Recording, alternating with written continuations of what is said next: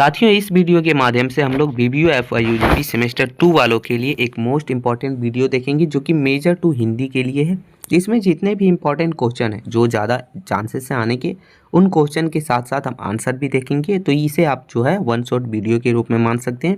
ये वीडियो थोड़ा लंबा हो सकता है, लेकिन अगर आपको अच्छे मार्क्स लाना है, अच्छे से आपको प्रिपरेशन करना है, तो आप ज़रूर से ज़रूर देखिएगा। तो चलिए शुरू करते हैं। इससे पहले इसका मॉडल क्वेश्चन पेपर और सिलेबस वगैरह बता दिया है, आप जाके चेकआउट कर सकते हैं। चलिए शुरू करते हैं दोस्तों। तो एक एक करके जितने जो ज़्यादा इंपॉर्टेंट है वही हम लोग देखेंगे। तो देखिए, पहला क्वेश्चन हो जाता है जो कि ज़्यादा इंपॉर्टेंट है आपके लिए और कई बार पूछा भी जा चुका। ठीक है, बोलता है कि रीतिकाल के नामकरण की समस्या पर प्रकाश डालिए। यानी कि रीतिकाल का जो नामकरण हो रहा था उस समय किन किन समस्याओं का सामना करना पड़ा या फिर किस किस समस्या को झेलना पड़ा था, तो वो देखेंगे। तो रीतिकाल हिंदी साहित्य का एक अत्यंत महत्वपूर्ण काल है। तो इसके बारे में थोड़ा सा इंट्रो लिखना है ना, आखिर रीतिकाल है क्या।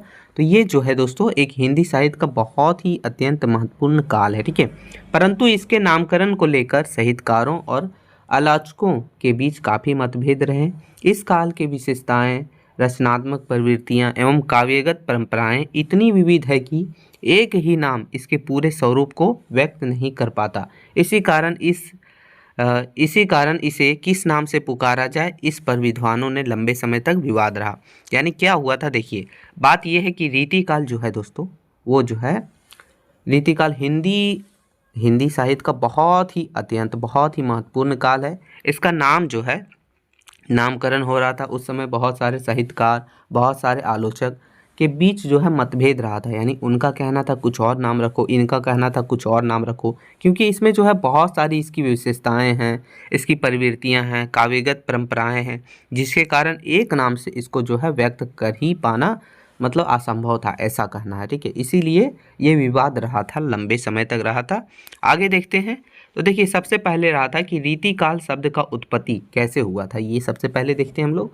तो रीति शब्द का अर्थ होता है काव्य संस्कृतीय नियम या फिर कवित्व की परंपरा पद्धति से है, इसका मतलब होता है रीति का मतलब। ठीक है, इस काल में कवियों ने अलंकार, रस, रीति, नायिका भेद, श्रृंगार वर्णन आदि पर अत्यधिक जोर दिया। ठीक है, यानी रीति काल में क्या हुआ, अलंकार पर, रस पर, रीति पर, नायिका भेद, श्रृंगार वर्णन, इन सभी चीज़ों पर जो है ज़्यादातर जोर दिया गया था। इसी कारण से इसे रीति काल कहा गया है। किंतु आलोचकों का मानना था कि इस नाम से इस युग की संपूर्ण प्रवृत्तियां व्यक्त नहीं होती। लेकिन बहुत सारे आलोचक थे, बहुत सारे कवितज्ञ थे जिनका कहना था कि इस नाम से यानी रीति काल जो नाम दिया गया है, इससे जो है इस काल का पूरा तरह से प्रवृत्तियां व्यक्त नहीं होती है। ठीक है, आगे देखते हैं दोस्तों। तो आगे बोल रहा है कि नामकरण की समस्या का मूल कारण क्या क्या था। ठीक है, तो पहले देखेंगे विभिन्न इतिहासकारों द्वारा अलग अलग नाम दिए जाने के पीछे निम्नलिखित मुख्य बिंदु रहे हैं, मुख्य कारण रहे हैं, इसलिए जो है लोग अलग अलग नाम दे रहे थे। अनेक प्रवृत्तियां की उपलब्धि, यानी इसमें जो है बहुत सारी प्रवृत्तियां थी इस काल में, जो है नीति रूपण, फिर है श्रृंगार वर्णन, भक्ति भावना और पीर काव्य जैसी विविध धाराएं एक साथ प्रवाहित हो रही थी। कोई एक नाम इन सभी के प्रतिनिधित्व नहीं कर पाता। यानी इन्हीं सभी कारणों से, यानी कि बहुत सारी प्रवृत्तियां थी, इसीलिए कोई एक नाम जो है इन सभी चीज़ों का जो है प्रतिनिधित्व नहीं कर पाता, व्यक्त नहीं कर पाता था। ठीक है, दूसरा आगे देखते हैं। दूसरा बोल रहा है कि आधार बिंदु का अंतर। कुछ विद्वानों ने जो है रीति को आधार बनाया, तो कुछ ने श्रृंगार को आधार बनाया, तो कुछ ने कला को ही जो है आधार बना के नामकरण करने की मतलब जो है ठानी कि हम ये नाम रखेंगे, ये नाम रखेंगे। इतिहासकारों का दृष्टिकोण। ठीक है, प्रत्येक इतिहासकार ने अपनी दृष्टि से इस काल की प्रधान प्रवृत्ति को चिन्हित किया और उसी के अनुरूप नाम प्रस्तावित किया। यानी बहुत सारे इतिहासकार देखे वहाँ की, क्या देखे, तो वहाँ देखें रीति का आधार बना के रीति का नाम दिया, किसी ने श्रृंगार का आधार बना के श्रृंगार का नाम दिया, किसी ने कला का आधार बना के कला का नाम दिया। तो इसीलिए अलग अलग इतिहासकार जो है अलग अलग नाम दे रहे थे। इसी सब जो है रहा मतलब समस्या। आगे देखिए, नामकरण की समस्या में विभिन्न मत, यानी कौन कौन थे, तो जॉर्ज ग्रियर्सन। ठीक है, जॉर्ज ग्रियर्सन जो कि कलाकाल, इनका कहना था कि कलाकाल रहना चाहिए नाम। तो ग्रियर्सन ने इस काल को कलाकाल कहा है क्योंकि उस समय में कला के विविध रूपों का विकास हुआ था। लेकिन यह नाम कवियों द्वारा अपनाई गई रीति की पद्धति को नहीं दर्शाता। यानी देखिए कला काल इसने कह दिया, ठीक है। हाँ, मानते हैं उस समय जो है बहुत सारी कला वगैरह का विकास हुआ था, लेकिन ये जो नाम है दोस्तों वो रीति की पद्धति को दर्शाता ही नहीं, इसलिए ये नाम नहीं चला। लेकिन ये नाम दिया था किसने? George Grierson.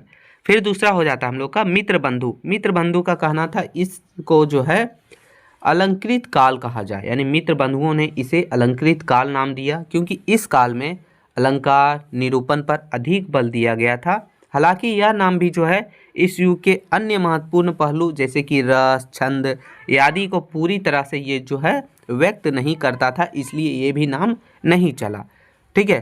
तो ये आप ध्यान रखिएगा, थोड़ा नाम वगैरह हो सकता है 1 मार्क्स में आपको पूछा जा सके, इसलिए आपका ध्यान रहेगा ना, अच्छे से आप पढ़ कीजिएगा तो आपका जो है 1 मार्क्स वाला भी नहीं छूटेगा। आगे देखिए आपका जो है आचार्य रामचंद्र शुक्ला, जिन्होंने रीति काल कहा था, ठीक है। अब जो है आचार्य रामचंद्र शुक्ला जी रीति काल नाम का प्रस्ताव रखें, जो सबसे स्वीकृत नाम है। यह नामकरण काल की एक मुख्य विशेषता को उजागर करता है, जिससे जो है अधिकांश कवि ने रीति ग्रंथों की रचना की, जिसमें रस है, नायिका भेद है, नख सिख वर्णन है, अलंकार और छंद आदि कव्यंगों के नियमों का पालन किया गया है, इसलिए यही नाम रखा गया, ठीक है। तो ये आपने देखा कि नामकरण की समस्या किन किन कारणों से हुआ, क्योंकि अलग अलग विद्वान, अलग अलग इतिहासकार का अलग अलग चीज़ मानना था, इन्हीं सभी कारण से है। लेकिन आपको 4 पेज में लिखना है, तो इतना छोटा नहीं लिखिएगा, वही हम आपको बता दिए। अब देखिए इसका समाधान क्या हुआ। आखिर इन सभी के बीच तो ऐसे लड़ाई होते रहेगा कि ना आप ये नाम रखिए, वो नाम रखिए, तो इसका समाधान क्या हुआ। देखिए रीति काल ने नामकरण की समस्या का समाधान जो है वो आचार्य रामचंद्र शुक्ला जी के द्वारा दिया गया। कौन सा नाम रख के? तो रीति काल नाम रख के। हालांकि श्रृंगार काल इस युग की विषय वस्तु को सही दर्शाता है, लेकिन रीति काल इस युग की रचना पद्धति और साहित्य चेतना की अधिक सटीक रूप से अभिव्यक्त करता है। लेकिन क्या हुआ था, श्रृंगार काल भी ठीक है, अच्छे से व्यक्त करता है, लेकिन जो है रीति काल इस युग की हर एक चीज़, यानी कि रचना पद्धति हो गया, साहित्य चेतना हो गया, इन सभी चीज़ों को एकदम सटीक तरीके से जो है व्यक्त करता है, ठीक है। आगे दोस्तों अंत रीति काल ही वह नाम है जो इस युग की लक्षण ग्रंथ परंपरा और काव्य रीति की मुख्य धारा का प्रतिनिधित्व करता है और साहित्य इतिहास में सर्वमान्य है। यानी लास्ट में जो है रीति काल ही नाम रखा गया। तो देखिए आपने देखा कि कैसे कैसे जो है कितना नामकरण में समस्याएं आई। निष्कर्ष थोड़ा सा आपको लिखना जरूरी है ताकि थोड़ा सा जो है आपका आंसर अच्छा लगे। तो निष्कर्ष में देखिए हमने लिखा है कि रीति काल के नामकरण की समस्या इसलिए उत्पन्न हुई क्योंकि वह काल जो है बहुविषयी, बहुपक्षीय और बहुरंगी है। यानी बहुत सारी चीज़ें, बहुत सारी प्रवृत्तियां हैं इसमें, ठीक है। इसके एक पक्ष को देखकर उसका नामकरण करने से काल का पूरा चरित्र सामने नहीं आता। फिर भी अधिकांश विद्वानों द्वारा स्वीकार्य नाम रीति काल ही है क्योंकि इस युग की सर्वाधिक प्रमुख प्रवृत्तियां जो है रीति प्रधान काव्य ही है, इसलिए इस काल को रीति काल के नाम से ही रखा गया, ठीक है। और अन्य पक्षों को समाहित करने में क्षमता रखता है। यानी और भी जो है अलग अलग पक्षों को जो है ये मानना पड़ा लास्ट में। तो समझ लिया, आपने समझ लिया कि रीति काल आखिर कैसे दिक्कत हुआ। वैसे आपने थोड़ा सा पढ़ा भी होगा। तो ये आपका पहला क्वेश्चन था जो कि इम्पोर्टेंट भी है, बहुत ज़्यादा ध्यान रखिएगा। दूसरा हो गया दोस्तों, इसी से रिलेटेड बोल रहा है कि रीति काल की सामाजिक, सांस्कृतिक और राजनीतिक परिस्थितियों का वर्णन कीजिए। यानी रीति काल जब चल रहा था उस समय सामाजिक, सांस्कृतिक और राजनीतिक परिस्थितियां कैसी थी, तो वो लिखना है आपको। तो चलिए हम लोग आंसर जो है समझेंगे। तो हिंदी साहित्य का रीति काल कब से कब तक चला था, तो लगभग 1650 से लेके 1850 तक माना जाता है। वह यह समय था जब कवि का मुख्य ध्यान कहाँ था, श्रृंगार पर था, सौंदर्य वर्णन पर था, नायिका भेद और अलंकारों पर केंद्रित था। इस काल में कवि राजाओं और सामंतों के दरबारों में रहकर काव्य रचना करते थे, लेकिन उस समय की सामाजिक, सांस्कृतिक और राजनीतिक परिस्थितियों का रीतिकाल की साहित्य पर गहरा प्रभाव पड़ा। यानी कहने का मतलब ये है रीतिकाल जो है 1650 से लेके 1850 तक माना जाता है, क्योंकि इस काल में जो है बहुत सारे कवि जो है बहुत सारे जो है प्रवृत्तियों पर ध्यान दे रहे थे, जैसे श्रृंगार, सौंदर्य वर्णन, नायिका भेद वगैरह पर, ठीक है। इसी सब पर जो है सबका ध्यान केंद्रित था। इस काल में क्या होता था, राजा और सामंत वगैरह जो है दरबार में रहकर जो है काव्य यानी कविता की रचना करते थे। इसलिए उस समय जो है बहुत सारी सामाजिक, सांस्कृतिक और राजनीतिक परिस्थिति का जो है असर पड़ा था किस पे, रीतिकाल पर। तो ये ध्यान रखिएगा। सबसे पहले हम लोग राजनीतिक परिस्थिति देखेंगे। राजनीतिक परिस्थिति कैसी थी, तो देखिए बोल रहा है कि मुगल साम्राज्य का पतन। औरंगजेब के बाद मुगल साम्राज्य कमजोर हो गया था। केंद्रीय सत्ता की छिन्न होने से छोटे छोटे राजा और सामंत स्वतंत्र हो गए, जिससे राजनीतिक अस्थिर और अराजकता फैली। यानी कहने का मतलब उस समय जो है मुगल साम्राज्य का पतन हो गया था।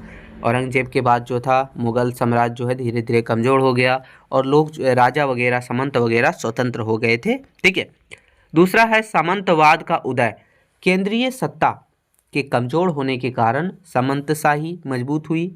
सामंत अपने अपने इलाकों में मजबूत हो गए और आपस में युद्ध करते रहे, जबकि वे अपनी प्रजा के कल्याण पर ध्यान नहीं देते थे। ठीक है, तो ये हुआ था इसका। फिर दूसरा हो गया दरबारी संस्कृति का विकास। दरबारी संस्कृति का विकास क्या है दोस्तों, तो बोल रहा है कि शासक और सामंत युद्धों से अधिक अपनी दरबारों में विलासित संगीत, नृत्य, काव्य में रुचि रखते थे। उन्होंने कवियों और कलाकारों को आश्रय दिया, यानी यहाँ जो है रहने का जगह दिया, और उनकी कला को संरक्षण दिया, यानी उन्हें बचाने में काम किया, जिससे दरबारी संस्कृति पनपी यानी उभरी। ठीक है, विकास हुआ। फिर आगे है कि अंग्रेजी प्रभाव की शुरुआत। अंग्रेजी प्रभाव की शुरुआत क्या है, तो चलिए देखते हैं। बोल रहा है इस काल में क्या हुआ, अंग्रेजों की कूटनीतिक चालों ने भी अपनी जड़ें जमाना शुरू कर दिया था, जिससे भविष्य में भारत के राजनीतिक परिदृश्य को बदलने में महत्वपूर्ण भूमिका निभाई। यानी क्या हुआ, अंग्रेज भी जो है इस काल में अपना जो है जड़ जमाना शुरू कर दिए थे, जो कि भारत के राजनीतिक परिदृश्य को यानी कि दृश्य को बदलने में बहुत बड़ी भूमिका निभाई है। आगे है, अब ये हमने देखा राजनीतिक, अब है सामाजिक परिस्थिति क्या थी उस समय। ठीक है, तो देखिए पहला हो गया कि 2 वर्गों में विभाजित समाज था। रीति काल में समाज जो है मुख्य 2 रूप में जो है 2 वर्गों में बांटा गया था। पहला हो गया एक शोषक राज वर्ग, ठीक है, जिसमें राजा हो गया, सामंत वगैरह हो गया, और दूसरा शोषक वर्ग क्या था, जिसमें आम जनता वगैरह। ठीक है, यानी 2 वर्गों में बांटा गया था। कब, तो रीति काल के समाज में, रीति काल में। दूसरा हो गया कि आम जनता का शोषण होता था उस समय। कैसे होता था, तो देखिए शासक वर्ग के विलासितापूर्ण जीवन के लिए जनता से भारी लगान और कर वसूलते थे, यानी टैक्स लेते थे, बहुत ज़्यादा टैक्स लेते थे। आम जनता गरीबी, भूख और शोषण से ग्रस्त थी, फिर भी टैक्स लेते ही लेते थे। तो ये था वहाँ का सामाजिक।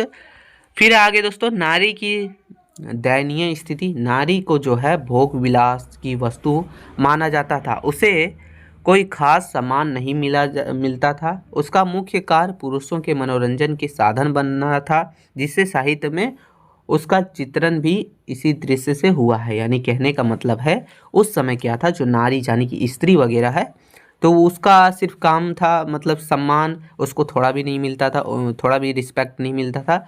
पुरुषों के मनोरंजन का साधन बनना यही था उस समय उस साहित्य का। इसलिए देखिए अब साहित्य के समय में उस समय यही सब चित्रण भी दिया गया है रीतिकाल के साहित्य में जो भी है। ठीक है, आगे देखिए दोस्तों, बोला है कि जाति प्रथा का कठोर प्रभाव।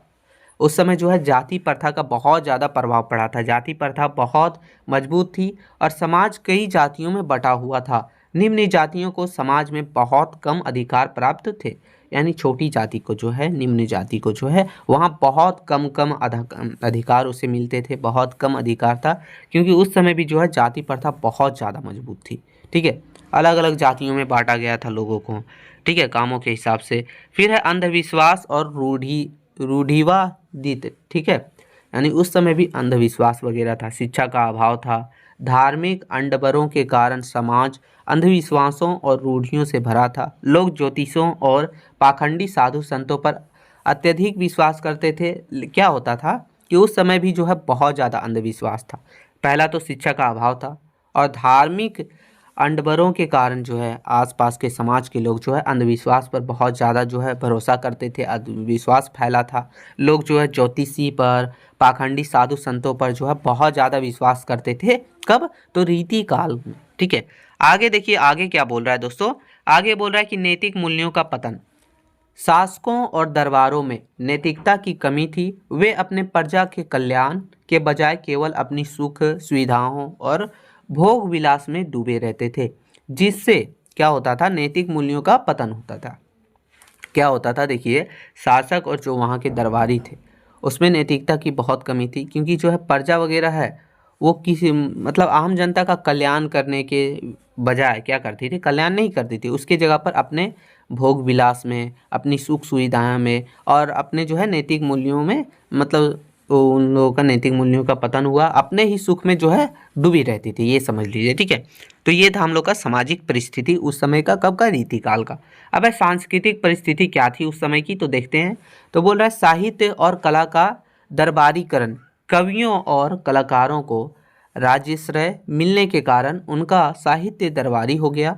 उन्होंने राजाओं की प्रशंसा में श्रृंगार और विलासिता पर आधारित रचनाएं की, जिससे साहित्य जनजीवन में कट गया। ठीक है, जनजीवन से कट गया। ठीक है, आप समझिए क्या कहने का मतलब ये है कि जो कवि थे, कलाकार थे, उसको राज्याश्रय मिलने के कारण उसका साहित्य दरबारी हो गया। उन्होंने राजाओं के प्रशंसा के लिए श्रृंगार और बहुत सारे रचनाएं की, उससे आधारित की, तो उनका जो है साहित्य जनजीवन से कट गया। ठीक है, आगे दोस्तों, आगे बोल रहा है कि श्रृंगारिकता का प्रधानता, यानी साहित्य और कला की मुख्य विषय श्रृंगार रस बन गया।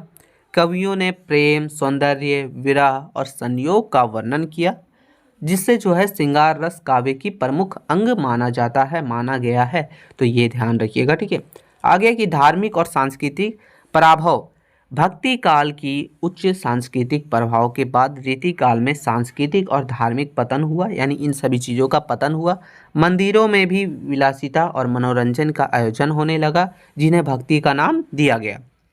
यानी क्या हुआ, मतलब भक्ति काल के बाद क्या हुआ, आया रीतिकाल। रीतिकाल में भी जो है सांस्कृतिक और धार्मिक पतन हुआ। मंदिरों में भी जो है विलासिता और मनोरंजन का आयोजन होने लगा, जिससे लोग जो है भक्ति के नाम से जाने लगे। लोग कहने लगे कि ये भक्ति है। ठीक है, मनोरंजन वगैरह को। ठीक है, तो ये हो गया। फिर धार्मिक पाखंड। ठीक है दोस्तों, धार्मिक पाखंड तो बोल रहा है कि धर्म का पालन बाहरी अंडवारों और दिखावे तक सीमित रह गया था। मंदिरों और मठों में भ्रष्टाचार, अनैतिक गतिविधियों का बोलबाला था, जिससे आम जनता का शोषण होता था। क्या होता था, धार्मिक पाखंड वगैरह था, मतलब धर्म के नाम पर जो है झूठा दिखावा करना, यही सब रह गया था। सिर्फ मंदिरों में भी, मठों में भी यही हाल था। ठीक है, भ्रष्टाचार, अनैतिकता, यही सब का गतिविधियां जो है चल रही थी, और जिससे जो है आम लोगों की बहुत ज़्यादा शोषण होता था। ठीक है, आगे दोस्तों, ललित कलाओं का विकास। ललित कलाओं का विकास यानी चित्रकला हो गया, संगीत कला हो गया, स्थापत्य कला हो गया, इन सभी का विकास हुआ था। ठीक है, तो ये सभी चीज़ें हैं, यानी रीतिकाल में सामाजिक, सांस्कृतिक, राजनीतिक जो परिस्थितियां थी हमने देखा। ठीक है, अब इसका थोड़ा सा निष्कर्ष भी हम लोग लिखे हैं कि रीतिकाल की सामाजिक, सांस्कृतिक और राजनीतिक परिस्थितियों ने मिलकर एक ऐसा वातावरण बनाया जहां दरबारी संस्कृति, श्रृंगारिक प्रेम, अलंकार, सौंदर्य और काव्य शास्त्रीय ग्रंथों का अत्यधिक विकास हुआ। ठीक है, इसी कारण से यह काल को जो है रीति परक काव्य का स्वर्ण युग भी कहा जाता है। तो ये ध्यान रखिएगा। ठीक है, इस काल को और किस नाम से जाना जाता है, अगर वन लाइन में पूछा जाए, यानी कि 1 मार्क्स वाला, तो भी ध्यान रखिएगा, रीति परक काव्य का स्वर्ण युग। ठीक है, तो ये हम लोग का दूसरा नंबर क्वेश्चन भी क्लियर हो गया बहुत ही अच्छे से। अब हम लोग क्वेश्चन नंबर तीसरा की ओर चलेंगे, जो कि ये भी मोस्ट इंपॉर्टेंट क्वेश्चन है। दोस्तों देखिए, इसमें जितने भी क्वेश्चन लिए गए हैं वो सिर्फ जो इंपॉर्टेंट था वही लिए गए हैं, कोई भी फालतू क्वेश्चन, कोई भी टाइम वेस्ट वाला नहीं लिया गया, ताकि आपका फ्री मतलब फालतू का टाइम वेस्ट हो। ठीक है, तीसरा क्वेश्चन है, बोला कि भक्ति काल की प्रमुख परिस्थितियों एवं प्रवृत्तियों का वर्णन कीजिए। मोस्ट इंपॉर्टेंट क्वेश्चन है, आने की संभावनाएं बहुत ज़्यादा है। तो देखिए, इसका आंसर हम लोग समझते हैं कि हिंदी साहित्य का भक्ति काल जो है वो कब से कब माना जाता है, तो लगभग 1375 से लेके 1700 ईस्वी तक माना जाता है भक्ति काल। ठीक है, वो ये वह समय था जब लोग जो है ध्यान, भगवान की भक्ति में, ईश्वर की शरण में, साधना, भजन, मानवता की ओर बढ़ा। यानी देख रहे हैं, नाम से ही पता चल रहा भक्ति काल, यानी इस समय में जो है लोगों का ध्यान जो है भक्ति की तरफ था, ईश्वर की शरण की तरफ था, भजन की तरफ था, मानवता की ओर था। ठीक है, यानी समाज में कई कुरीतियाँ, धार्मिक मत भेदभाव और संघर्ष थे, लेकिन कवियों ने प्रेम, समानता और ईश्वर भक्ति के नए मार्ग दिखाएं। इसी कारण यह काल को जो है हिंदी साहित्य में भक्ति साहित्य के स्वर्ण युग भी कहा जाता है। तो ये भी ध्यान रखिएगा, समझे? ठीक है, ये ध्यान रखिएगा, ये भी कहा जाता है यानी भक्ति साहित्य का स्वर्ण युग, समझे? चलिए आगे अब हम लोग देखेंगे दोस्तों इसकी प्रमुख परिस्थितियाँ, जिसमें हम देखेंगे राजनीतिक परिस्थितियाँ, सामाजिक परिस्थितियाँ, जो भी है सब देखते हैं, नीचे आप लोग देखते जाइए साथ ही साथ। तो प्रमुख परिस्थितियाँ में सबसे पहला हो गया हम लोग का राजनीतिक अस्थिरता।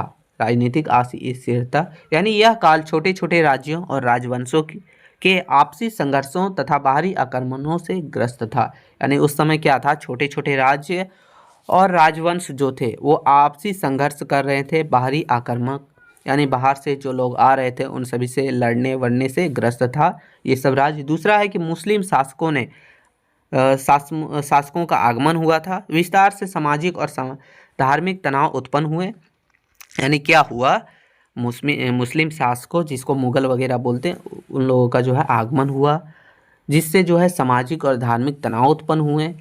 फिर है कि समस्त देश में ग्रह कला और अत्याचार का वातावरण था, जिससे जनता में निराशा और असुरक्षा की भावना थी। यानी पूरे देश में क्या हो गया था, अत्याचार वगैरह बहुत ज़्यादा बढ़ गया था, जिससे जो है आम जनता वगैरह निराश और असुरक्षा यानी इनसिक्योर फील कर रही थी।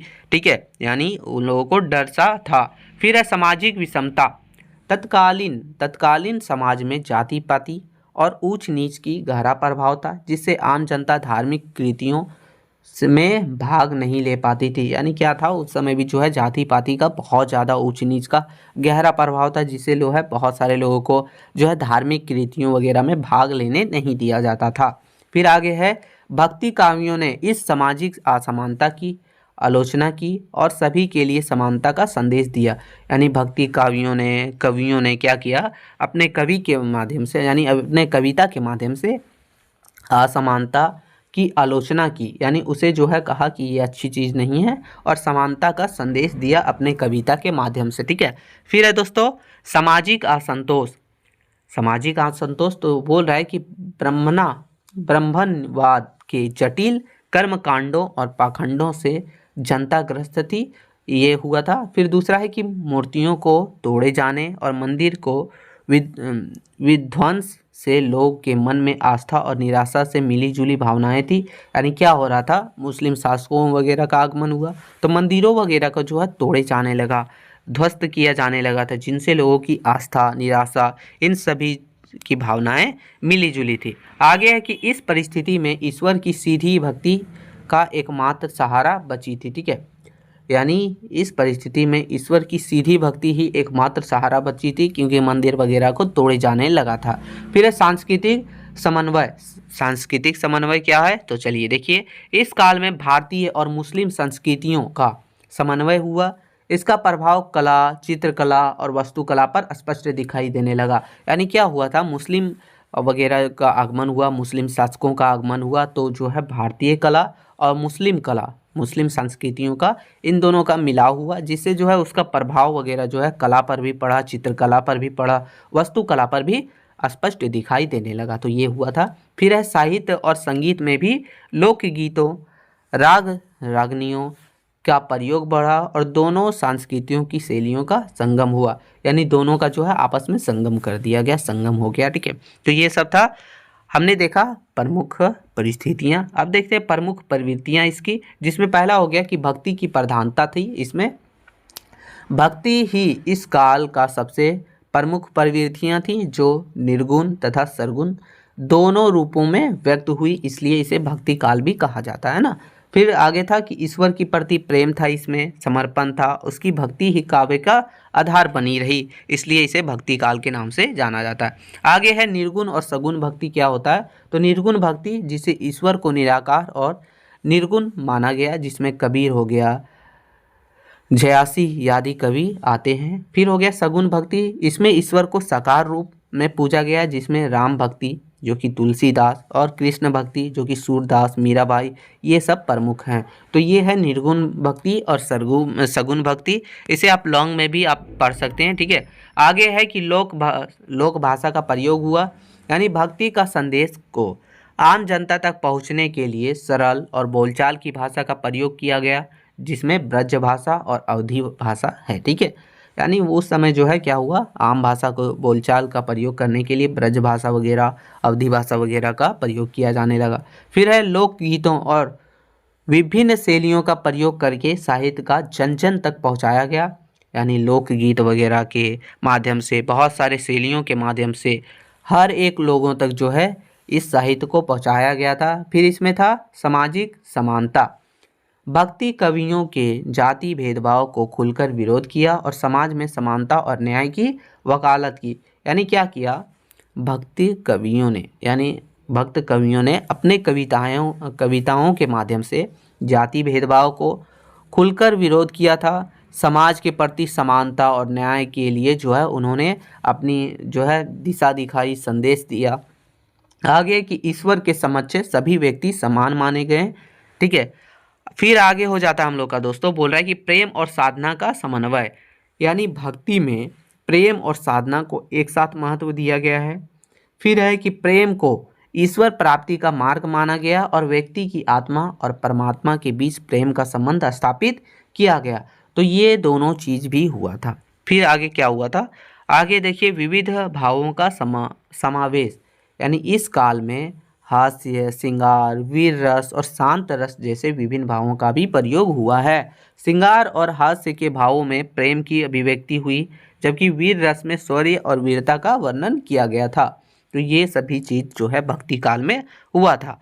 आगे दोस्तों की साहित्य का लोकान्मुखी स्वरूप, यानी सिंधों, नाथों, सूफियों और अन्य संतों द्वारा प्रतिपादित विचारधाराओं का प्रभाव भक्ति साहित्य पर पड़ा था। यानी इन लोगों का जो है विचारधारा था वो भक्ति साहित्य पर बहुत ज़्यादा पड़ा था। फिर आगे है कि साहित्य को लोक कल्याण के लिए रचा गया, जो आम जनता की भक्ति को मार्ग दिखाता। यानी साहित्य जो है वो लोक कल्याण के लिए रचा गया, जो आम जनता है उन लोगों को भक्ति का मार्ग दिखाता था। तो ये सब था भक्ति मतलब भक्ति काल के बारे में। अब इसका निष्कर्ष देख लेते हैं। बोल रहा है कि भक्ति काल सामाजिक, धार्मिक और राजनीतिक संकटों का समय था, लेकिन कवियों ने इस संकट को आध्यात्मिकता, शक्ति, प्रेम भक्ति और मानवता का संदेश से दूर किया। इसी कारण भक्ति काल का साहित्य आज भी मानव जीवन का शांति, प्रेम और एकता का मार्ग दिखाता है। इसलिए भक्ति काल बहुत अच्छा काल के रूप में भी माना जाता है। ठीक है, तो ये था दोस्तों भक्ति काल के बारे में, हमने सारी चीज़ देखी। तो अगर भक्ति काल के बारे में कुछ भी पूछे तो आपको पूरा उठा के लिख देना। ठीक है, अब हम लोग चलेंगे क्वेश्चन नंबर 14 की तरफ। क्वेश्चन नंबर 14 भी इम्पॉर्टेंट है, ज़्यादा है लेकिन उतना भी खास नहीं है। तो ये है, बोल रहा है कि रीति काल में गद्य साहित्य के विकास और महत्व पर एक टिप्पणी, संक्षिप्त टिप्पणी लिखिए। ठीक है, कई बार ऐसा पूछा भी जा सकता है, पूछेगा गद्य साहित्य का विकास हुआ था उस समय, तो उसके ऊपर उसका विकास, उसका महत्व के बारे में आपको लिखना है। तो चलिए देखते हैं इसका आंसर। तो बोल रहा है उत्तर में कि रीति काल साहित्य हिंदी का वह दौर है जिसमें कविता का अत्यधिक विकास हुआ, लेकिन इसी समय हिंदी गद्य ने भी अपने प्रारंभिक रूपों में उभरना शुरू किया। यद्यपि गद्य का स्वरूप परिपक्व नहीं था, फिर भी इस काल में किए गए गद्य प्रयासों ने आधुनिक हिंदी गद्य के विकास की आधार भूमि तैयार की। इसलिए रीति काल हिंदी गद्य की शुरुआत यात्रा को समझने के लिए महत्वपूर्ण माना जाता है। यानी कहने का मतलब ये है दोस्तों, रीति काल में जो है इसका वैसा अच्छा से जो है इसका विकास नहीं हुआ। ठीक है, अत्यधिक विकास नहीं हुआ, लेकिन फिर भी जो है इसका बहुत सारा थोड़ा बहुत जो है शुरुआत, आधार भूमि माना जा सकता है इसे, क्योंकि ये जो है शुरुआती दौर था किसका, तो हिंदी गद्य का। ठीक है, गद्य साहित्य का। बोल रहा है रीति काल में गद्य साहित्य का विकास के बारे में हम लोग एक एक करके देखेंगे। पहला हो गया अल्प विकास। ठीक है, अल्प विकास क्या होता है, तो रीति काल में गद्य की बजाय काव्य पर ही अत्यधिक ध्यान केंद्रित था। इस काल में गद्य लेखन की ओर बहुत कम कवियों ने ध्यान दिया, और जो भी गद्य उपलब्ध हैं वह अधिकतर धार्मिक या शास्त्रीय ग्रंथों का अनुवाद या टीकाओं के रूप में है। यानी कहने का मतलब ये है, इसका जो है बहुत धीमा विकास हुआ था। अल्प विकास यानी कि धीमा विकास। यानी रीति काल में जो है गद्य में तो ज़्यादा लोग ध्यान ही नहीं दे रहे थे, ध्यान दे रहे थे तो काव्य पर। ठीक है, इसलिए जो है इसका अल्प विकास के रूप में माना जा सकता है। ठीक है, आगे है मुख्य रूप से अनुवाद और टीकाएं। गद्य का मुख्य विकास धार्मिक और शास्त्रीय विषयों पर आधारित था। संस्कृत के ग्रंथों के अनुवाद और उन पर टीकाएं लिखी गई, जैसे कि भगवत, दशम स्कंद, करुण पुराण, वेदांत और धर्मशास्त्र से संबंधित ग्रंथ आदि। इसके अतिरिक्त वेदक, ज्योतिष्य, योग नीति, यंत्र मंत्र जैसी विषयों पर भी जो है अनुवाद और टीकाएं उपलब्ध है। यानी कहने का मतलब ये है, इस रूप में जो है अनुवाद और टीकाएं बहुत ज़्यादा लिखी गई, जो नाम वगैरह इसमें दिया गया है। फिर आगे देखिए, क्षेत्रीय भाषाओं का उदाहरण है, जिसमें राजस्थानी, अवधी, इन सभी दोनों का है। तो देखिए सबसे पहले राजस्थानी देखते हैं। बोल रहा है राजस्थानी गद्य साहित्य में जैन और जैनेतर धार्मिक रचनाएं मिलती है, जैसे टीकाएं, व्याख्यान और धार्मिक कथाएं वगैरह। फिर अवधी, जो कि 18वीं शताब्दी के उत्तरार्ध में अवधी गद्य का कुछ उदाहरण मिलते हैं, हालांकि वे भी सीमित मात्रा में ही थे। इसमें रस विनोद, जो कि भानुमित्र के नाम से भी जाना जाता है, ये मानस टीका, जो कि रामचंद्र दास के द्वारा लिखा गया है। फिर है व्यवहार पद, जो कि प्रियदास। ये सब रचनाएं उल्लेख की गई, ये उल्लेख माना जाता है। फिर आगे है साहित्यिक गद्य का अभाव। इस काल में जो है साहित्य गद्य का विकास नहीं हुआ। जो भी गद्य मिलता है वह साहित्य कम और शास्त्रीय का अनुवादित अधिक है। यानी कहने का मतलब जो है, इसमें अधिकतर जो है नहीं माना जाता, अधिकतर गद्य का विकास हुआ ही नहीं। इसमें जो भी अधिकतर मिलता है उसमें जो है साहित्यिक कम है और शास्त्रीय या फिर अनुवादित अधिक है। ठीक है, फिर है, अब इसका महत्व देख लेते थोड़ा सा। यानी रीति काल में गद्य साहित्य का महत्व क्या था, तो शास्त्रीय ज्ञान का संरक्षण हुआ। रीति काल में गद्य साहित्य का सबसे बड़ा महत्वपूर्ण शास्त्रीय ग्रंथ, धर्म और अन्य विषयों को ज्ञान को संरक्षित और प्रसारित करने में था। इससे उस समय के विद्वानों और पाठकों को शास्त्रीय ज्ञान तक पहुंचने में मदद मिली। तो ये पहला था महत्व। फिर दूसरा महत्व हो गया हम लोग का, बोला है कि काव्य की पृष्ठभूमि का विस्तार। यद्यपि गद्य का विकास सीमित था, यानी ये जो गद्य का विकास था वो अल्प विकास था, यानी थोड़ा बहुत विकास हुआ इस काल में, यानी रीति काल में। फिर भी इस काव्य के लिए आवश्यक पृष्ठभूमि प्रदान की। गद्य में रचित टीकाओं ने काव्य के सिद्धांतों को समझने में कवियों की मदद की, जिससे उसे जो है काव्य रचना के लिए एक ठोस आधार मिला। ठीक है, तो ये सब यानी कि थोड़ा बहुत जो है मिला था, थोड़ा बहुत इसका जो है विकास हुआ था, कुछ खास विकास नहीं हुआ था इस काल में। फिर है साहित्यिक परंपरा को सहारा। यद्यपि गद्य का विकास धीमा था, लेकिन यह साहित्यिक परंपरा को आगे बढ़ाने का एक माध्यम बना रहा। अनुवाद और टीकाओं के रूप में गद्य लेखन ने साहित्यिक और धार्मिक ग्रंथों को आम लोगों तक पहुंचाने का काम किया। ठीक है, देखिए इसे हम लोग शॉर्ट में देखते हैं, ये आने का चांसेस बहुत कम है। ठीक है, आगे की भाषा का विकास भी हुआ था। यद्यपि यह गद्य का दृष्टि से महत्वपूर्ण नहीं है, फिर भी इसे ब्रज भाषा और अन्य भाषाओं के गद्य के विकास में योगदान दिया। इस काल ने गद्य लेखन की प्रक्रिया में भाषा की परिष्कृत करने में मदद की, जिससे आधुनिक गद्य का मार्गदर्शन हुआ, यानी कि थोड़ा सा जो है इसका विकास वगैरह हुआ था, ज़्यादा कुछ। फिर है रीति काल में गद्य साहित्य के मुख्य रूप। पहला हो गया इतिहास और रचित लेखन। कुछ रचनाओं ने राजाओं, वीरों और संतों के चरित्र को गद्य में लिखा है। इस गद्य में प्रारंभिक इतिहास लेखन का रूप था, जो बाद में आधुनिक हिंदी इतिहास लेखन का आधार बना। फिर इसमें क्या हुआ था दोस्तों आगे, कि व्याकरण और भाषा शास्त्र। रीति काल में भाषा और व्याकरण पर आधारित कई छोटे ग्रंथ तैयार किए गए, जिसे हिंदी भाषा को व्यवस्थित और स्पष्ट करने में दिशा में महत्वपूर्ण कार्य किया। तो ये भी एक इसका महत्व रहा। आगे है कि पत्र लेखन और विवरणात्मक गद्य, यानी दरबारों और प्रशासनिक कार्यों में गद्य का प्रयोग पत्र व्यवहार एवं विवरण लेखन के लिए किया जाता था। यह कार्य भले ही सीमित दायरों में था, पर इसे गद्य के व्यवहारिक रूपों की शुरुआत हुई, यानी इसे जो है व्यवहारिक रूपों की शुरुआत माना जा सकता है, हुआ था।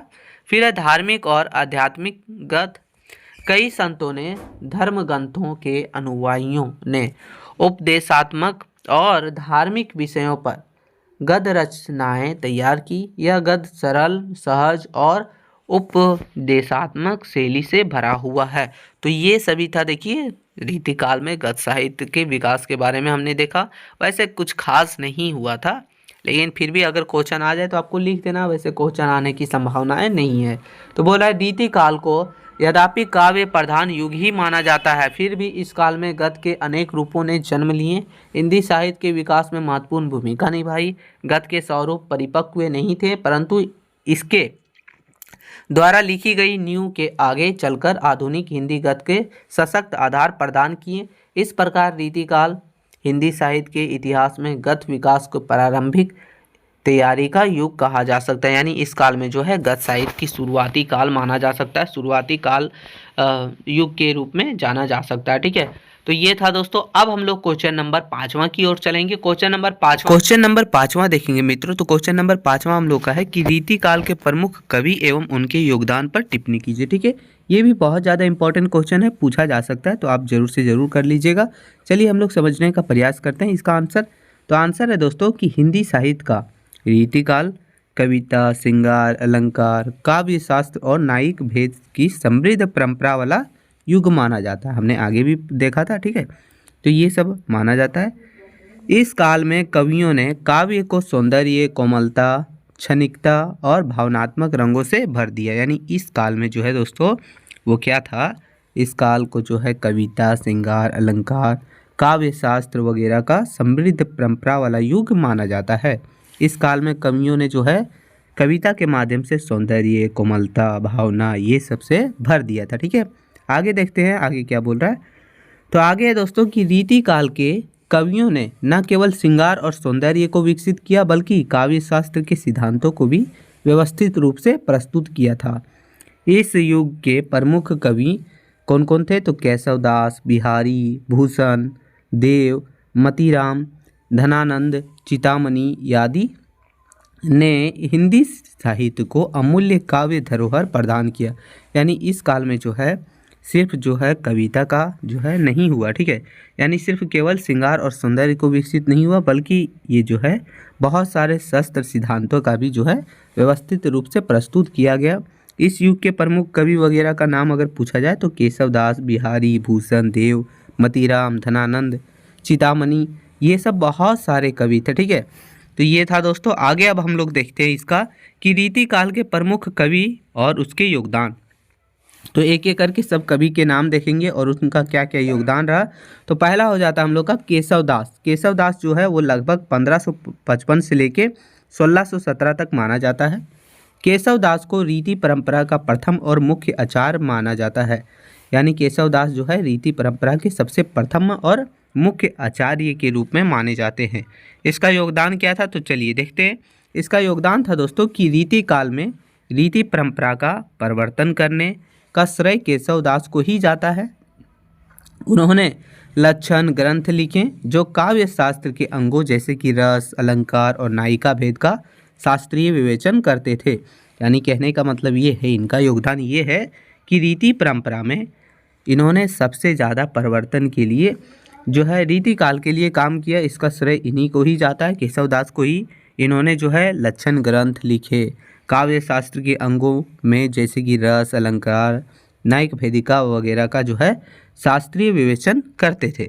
आगे क्या था इनका प्रमुख रचनाएं इनकी देखा जाए तो पहला हो गया कि रसिका प्रिय जो कि रस के सिद्धांत पर आधारित है, कवि प्रिय जो कि अलंकारों के अधिकार या फिर अलंकारों पर आधारित है, फिर है रामचंद्रिका यानी कि महाकाव्य। तो ये इनके द्वारा लिखे गए प्रमुख रचनाएं हैं। तो हो सकता है कई बार एक नंबर में पूछ ले, तो आपको ध्यान रखना है। आगे जो दूसरा हम लोग का है यानी कि दूसरे कवि जो है बिहारी। क्या है दोस्तों? बिहारी। इनका जो रहा था 1595 से लेके 1663 तक माने जाते हैं। बिहारी दोहा काव्य के सम्राट माने जाते हैं। काव्य दोहा का, ठीक है, दोहा काव्य का सम्राट माने जाते हैं। कौन? बिहारी। योगदान इनका क्या था? तो बिहारी को रीति सिद्ध कवियों में सर्वश्रेष्ठ माना जाता है। उनकी कविता में अनुभव और अभिव्यक्ति की अद्भुत समन्वय है। यानी अनुभव और अभिव्यक्ति की दोनों का बहुत बड़ा जो है संबंध है। ठीक है, आगे इनकी द्वारा प्रमुख रचनाएं जो है वो देखिए। पहला हो गया बिहारी सत्सगी, ठीक है, सत्सई जो श्रृंगार रस की प्रधानता और अद्भुत अलंकार योजनाओं के लिए प्रसिद्ध है। तो ये एक मुख्य रचनाएं हैं इनकी। आगे हम लोग देखेंगे दोस्तों अगले कवि के बारे में जो कि है भूषण। इनका अगर माना जाए तो 1613 से लेके 1705 तक माना जाता है। भूषण रीति में वीर रस का सर्वश्रेष्ठ कवि थे, यानी वीर रस के सर्वश्रेष्ठ कवि माने जाते हैं। योगदान इनका क्या था, तो भूषण ने रीति काल के श्रृंगार और श्रृंगारिक वातावरण को बीच, मतलब श्रृंगार और श्रृंगारिक वातावरण के बीच जो है वीर रस को प्रमुखता दी है, यानी इसको जो है प्रायोरिटी दी है। ठीक है, आगे इसकी रचनाएं देखा जाए तो इसका सबसे पहला रचना हो गया शिवराज भूषण और शिवा बावनी, जिसमें उन्होंने शिवाजी और छत्रसाल जैसे वीरों का यशोगान किया, यानी उनके बारे में बताया। ठीक है, तो ये उनका प्रमुख रचनाएं थी। आगे है दोस्तों, आगे कवि जो है वो है देव। इनका जो है माना जाता है लगभग 1673 से लेकर 1767 तक। देव रीति काल में अलंकार, निपुणता और श्रृंगार चित्रण के लिए प्रसिद्ध हैं। योगदान इनका देखा जाए तो देव एक आचार्य कवि थे, जिन्होंने श्रृंगार रस और काव्य कला पर ध्यान दिया। इन्होंने जो है क्या किया, तो श्रृंगार रस और काव्य कला पर जो है ज़्यादा ध्यान दिया था। ठीक है, आगे इनकी प्रमुख रचनाएं अगर देखा जाए तो वो है भाव विलास, जो कि भावों की विवेचना पर आधारित है, और दूसरा हो गया काव्य रसायन। ठीक है, तो ये दो उनके प्रमुख रचनाएं हैं। देखिए कई बार पूछा जाता है, इसलिए आपको ध्यान में भी रखना है।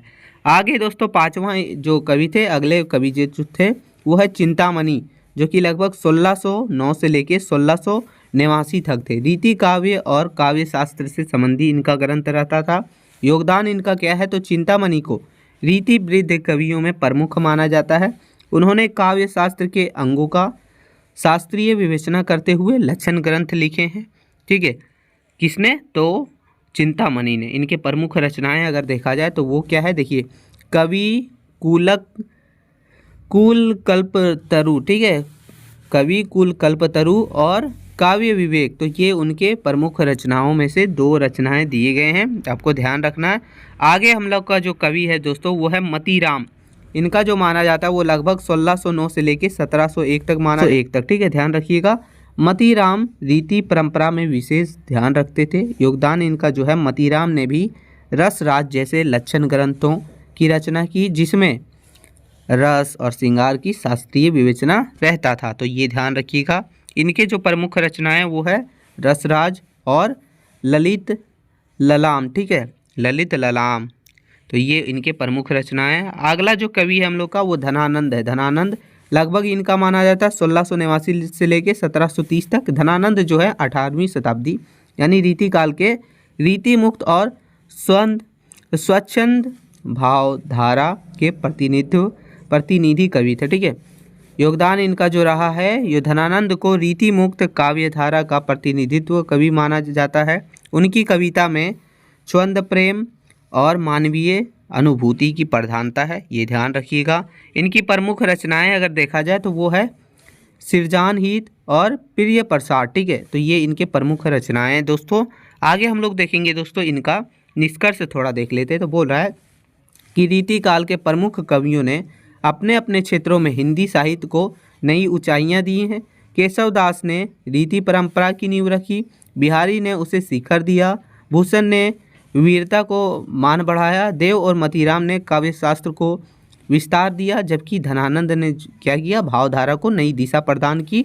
इन सभी कवियों ने मिलकर रीति काल को हिंदी साहित्य का सौंदर्य प्रधान और समृद्ध युग बना दिया। तो सभी कवियों का योगदान रहा है रीति काल में, ये ध्यान रखिएगा। ठीक, अब हम लोग अगले क्वेश्चन की ओर चलेंगे दोस्तों। क्वेश्चन नंबर 6 हम लोग का है। देखिए ये भी बहुत ज़्यादा जरूरी क्वेश्चन है। क्वेश्चन बोल रहा है कि बिहारी के दोहों में श्रृंगार रस की प्रमुखता का विश्लेषण कीजिए। यानी बिहारी जो कवि थे उनका जितने भी दोहा हैं उसमें जो है श्रृंगार रस की प्रमुखता जो दिखाई गई है उसके बारे में आपको विश्लेषण करना है। तो देखिए रीति काल के सर्वश्रेष्ठ कवि माने जाने वाले बिहारी लाल अपनी कृति बिहारी सतसई के लिए प्रसिद्ध हैं। यानी इस कविता के लिए, इस कृति के लिए वो ज़्यादा प्रसिद्ध हैं। कौन? बिहारी लाल।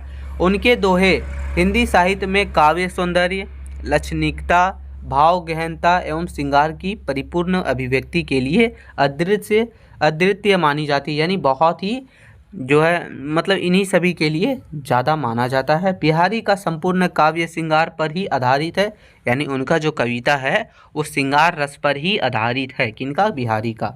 जिसमें विशेष रूप से माधुर्य, सौंदर्य, मिलन विरह, फिर नायिका भेद, द्रव्य जीवन की सूक्ष्म अनुभूतियों दिखाई देती है। इसलिए बिहारी के दोहे को श्रृंगार काव्य का शिखर कहा जाता है। तो यही सब कारणों से जो है बिहारी के दोहे जो हैं, इनके कविता जो हैं उसे जो है श्रृंगार काव्य का शिखर भी कहा जाता है, ये ध्यान रखिएगा। अब हम लोग देखते हैं इसका विश्लेषण किसका, तो श्रृंगार रस का विस्तृत विश्लेषण। पहला हो गया संयोग श्रृंगार। तो पहला संयोग श्रृंगार का मतलब क्या हुआ, रूप सौंदर्य चित्रण, यानी बिहारी ने नायक और नायिका के रूप सौंदर्य को का जो है मनोहारी चित्रण किया है कविता में। वे नायक के शारीरिक विशेषताओं और नायिका के नख सिख सौंदर्य को विस्तृत वर्णन किए हैं कविता में। फिर है हाव भाव एवं चेष्टाएं, यानी संयोग श्रृंगार में नायक नायिका की सूक्ष्म चेष्टाओं, हाव भाव और व्यंजनों की अद्भुत वर्णन है, जैसे कि भीड़ में आंखें ही आंखें में बात करना, ये सब चीज़ों का। तो देखिए एक कविता है इसमें, मतलब यही लाइन है उसी का, बोल रहा है कहत नहत रीझत खींचत मिलत खिलत लजियात मने भोन में करत है नैनन ही सब बात। तो ये कविता उसी में लिखा गया, ठीक है। अब देखिए आगे जो है, आगे दूसरा हम लोग का है कि मिलन के क्षण, यानी नायक नायिका के मिलन के सुखद और कोमल क्षणों का चित्रण है इसमें, जिसमें प्रेम, केली किरनाएं, मन मनुहार एवं आलिंगन चुंबन जैसे भाव शामिल है, ठीक है। दूसरा हो गया वियोग श्रृंगार, ठीक है दोस्तों, वियोग श्रृंगार।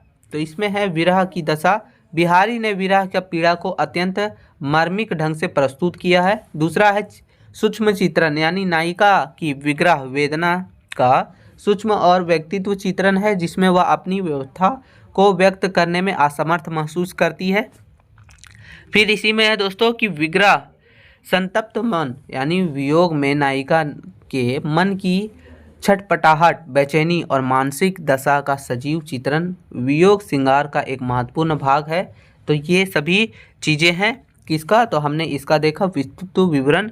अब देखेंगे इसके बारे में थोड़ा सा, इसका क्या कारण, ठीक है। श्रृंगार रस की प्रमुखता का सबसे बड़ा कारण क्या है इस कविता में, तो देखिए रीतिकालीन पृष्ठभूमि पहला हो गया, यानी रीतिकाल में श्रृंगार प्रधानता की प्रवृत्तियाँ थी और बिहारी ने इसी प्रवृत्ति को अपने काव्य यानी कविता में पूरी तरह से अपनाया है, ठीक है। दूसरा हो गया राधा कृष्ण का प्रेम। बिहारी ने राधा कृष्ण के प्रेम का वर्णन करते हुए श्रृंगार को एक आध्यात्मिक और धार्मिक रूप से दिया है, जिसे प्रेम का एक उच्च स्तर प्राप्त हुआ, ठीक है। तो ये उन्होंने दर्शाया है, किसने, बिहारी ने। फिर आगे है सूक्ष्मता और कुशलता, यानी बिहारी की कुशलता उनके दोहे में सूक्ष्म भावों और चेष्टाओं को व्यक्त करने की क्षमता में है।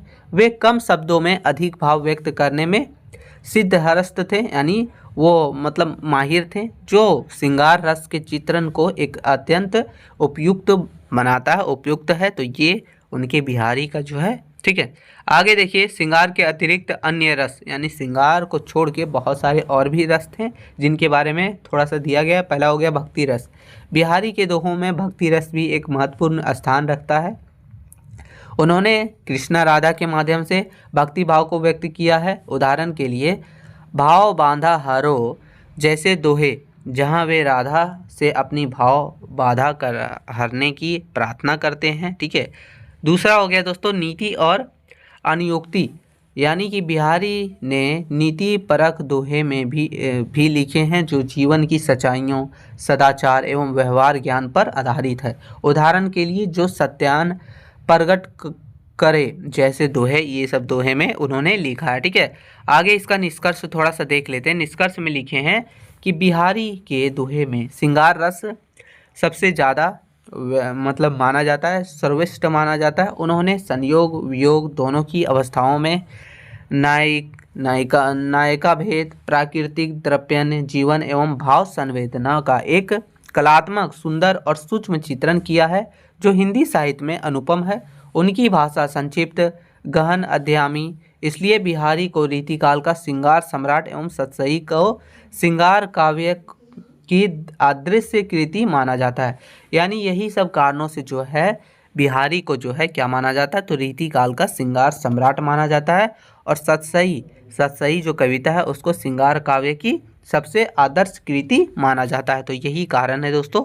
तो ये हम लोग का 6ठा नंबर क्वेश्चन था, आपको अच्छे से कर लेना। आगे हम लोग का क्वेश्चन नंबर 7वां कि रीतिकाल को श्रृंगार काल क्यों कहा जाता है? तो देखिए रीति काल को श्रृंगार काल क्यों कहा जाता है, चर्चा कीजिए। तो इसे हम लोग अच्छे से समझने का प्रयास करेंगे। तो देखिए हिंदी साहित्य का रीति काल जो है वो 1650 से लेकर 1850 ईस्वी तक माना जाता है। एक ऐसा युग था दोस्तों जिसमें कविता का मुख्य उद्देश्य रहता था रस, अलंकार, रीति यानी काव्य शास्त्र वगैरह तथा श्रृंगार सौंदर्य का प्रदर्शन बन गया था, इसीलिए इसे जो है श्रृंगार वगैरह माना जाता है। इस काल में कवियों ने विशेष रूप से मानवीय सौंदर्य, प्रेम भाव, नायिका भेद, संयोग वियोग, भौतिक आकर्षण, तंतव्य लीलाओं और कोमल भावनाओं को अत्यंत कलात्मक ढंग से चित्रित किया। यानी इस काल में, इस युग में क्या किया था, कवियों ने कविताओं के माध्यम से मानवीय सौंदर्य वगैरह, प्रेम भाव, नायिका, संयोग वियोग, भौतिक आकर्षण, ठीक है, कोमल भावनाओं को अधिक चित्रात्मक रूप से उसे जो है बताया, ठीक है, कविता के माध्यम से। कुल मिलाकर इस काल को समस्त काव्यधारा श्रृंगार प्रधान है, इसलिए इसे उचित रूप से श्रृंगार काल कहा गया है। यानी इस कविता में श्रृंगार प्रधान ज़्यादा है, इसलिए इसे जो है श्रृंगार काल कहा गया है, ठीक है। आगे देखते हैं, बोल रहा है कि रीति काल को श्रृंगार कहने के लिए, श्रृंगार काल कहने के पीछे कुछ ना कुछ कारण है। तो देखिए कारण हो गया, पहला कारण हो गया श्रृंगार रस की प्रधानता। प्रमुख विषय अगर देखा जाए तो रीति काल की कविताओं का मुख्य विषय श्रृंगार रस रहा है, जिसमें प्रेम, विरह, मिलन और सौंदर्य का चित्रण होता है। दूसरा है अनुभूति की गहराइयाँ। इस काल के कवि ने प्रेम और श्रृंगार की गहराइयों को बहुत सजीवता से प्रस्तुत किया है। विशेष रूप से वियोग और मिलन की वेदनाओं का वर्णन अत्यंत प्रभावशाली है, ठीक है। आगे देखा जाए तो आगे लिखा है कि विविध चित्रण, कवियों ने नायक नायिका के प्रेम संबंधों को विभिन्न पहलुओं जैसे कि यौवन, हाव भाव, रूप, सौंदर्य, विरह का पीड़ा और मिलन की सुख को विस्तृत रूप से चित्रण किया है। फिर है दोस्तों प्रमुख रचनाएं, जो कि धनानंद के द्वारा सुरजन सागर और विरह लाल जैसी रचनाएं वियोग श्रृंगार को उत्कृष्ट उदाहरण है, जो इस काल की श्रृंगारिकता को दर्शाती है, इसलिए भी ये जो है श्रृंगार काल कहलाया है। दूसरा जो हो जाता है श्रृंगारिक प्रवृत्तियां का प्रभाव के कारण, जैसे दरबारी आश्रय, यह काल अक्सर दरबारों से जुड़ा रहा, जहां कवियों को आश्रयदाताओं को प्रसन्न करने के लिए श्रृंगार प्रधानता कविताओं की रचना करनी पड़ती थी, यानी कि राजाओं के लिए, ठीक है। फिर आगे हो गया दरबारी वैभव और भोग विलास, यानी उस समय के दरबारों में ईर्ष्या, उल्लास और भोग विलास का माहौल था, जिसका प्रभाव साहित्य पर भी पड़ा और कवियों में श्रृंगार और विलासिता का चित्रण बढ़ गया। फिर आगे देखिए इसी का है कि बोल रहा है कि कला और संगीत का प्रभाव। श्रृंगार की भावना केवल जो है साहित्य तक सीमित नहीं थी, बल्कि उस समय की चित्रकला, संगीत और अन्य ललित कलाओं में भी श्रृंगारिकता भावों का जो है बोलचाल था। संगीत भी पूर्ण तरह से श्रृंगारिक हो गया था और श्रृंगार को संगीत का पर्याय माना जाने लगा था। तो ये सब कारणों से जो है श्रृंगार काल कहलाया।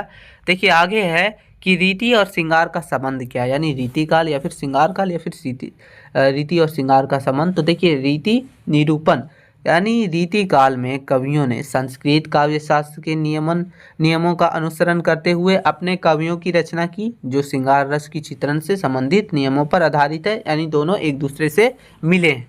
फिर आगे हो गया कि रीति का अर्थ क्या है। तो रीति का अर्थ हो गया प्रथा या परंपरा।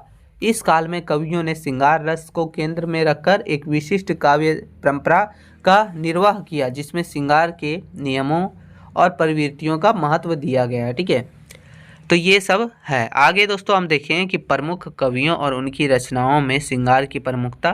तो पहला हो गए बिहारी सतसई, जिनका संयोग वियोग का दिया गया, उसमें नायिका भेद, सौंदर्य चित्रण, ठीक है। फिर है धनानंद, सुदामा चरित्र, प्रेम भावना दिया गया है। ये दो कविता हैं जिसमें क्या क्या है, तो नायिका के प्रेम विग्रह का तीव्रता दिया गया है। फिर है देव के द्वारा दो कविता लिखा गया है, जो है कवियंत सर्वया, तो नारी सौंदर्य और श्रृंगार की अतिशयता। केशवदास के द्वारा रसिकिया प्रिय और कवि प्रिय, जो है रीति ग्रंथ, नायक नायिका वर्णन दिया गया है। तो इन सभी रचनाओं का जो है पता चलता है कि श्रृंगार ही इन सभी का जो है केंद्र था। ठीक है, इसीलिए इस युग को जो है साहित्य उपलब्धि मुख्यता के कारण ही श्रृंगार काव्य भी कहा गया, फिर श्रृंगार काल भी कहा गया है। इसका निष्कर्ष थोड़ा देख लेते हैं। निष्कर्ष में लिखा है कि रीति काल को श्रृंगार काल कहने का मुख्य कारण है श्रृंगार रस और उनसे संबंधित भावों की प्रधानता। इस काल की कवियों में प्रेम, सौंदर्य, विरह और मिलन का अत्यंत गहन और विस्तृत चित्रण मिलता है। दरबारों की ऐसे एवं भोग विलास में माहौल में भी श्रृंगारिकता को बढ़ावा दिया गया, जिसे इस काल के लिए सर्वाधिक प्रसिद्ध हो गया। और इस प्रकार जो है रीतिकाल का नामकरण इसकी प्रमुखता काव्य प्रवृत्तियों पर आधारित है और इसे जो है अन्य काल के नामों से भी जाना जाता है, जिसमें श्रृंगार काल वगैरह भी हो गया। तो ये हम लोग का क्वेश्चन था। टोटल 7 ही क्वेश्चन हमने लिए हैं। अगर यही 7 क्वेश्चन आप अच्छे से कर लेते हैं तो आपका हो जाएगा। ठीक है, इसका PDF आपको हमारे टेलीग्राम चैनल पर मिल जाएगा, जाके ज्वाइन करके देख लीजिएगा। मिलते हैं नई वीडियो में, तब तक के लिए जय हिंद मित्रों।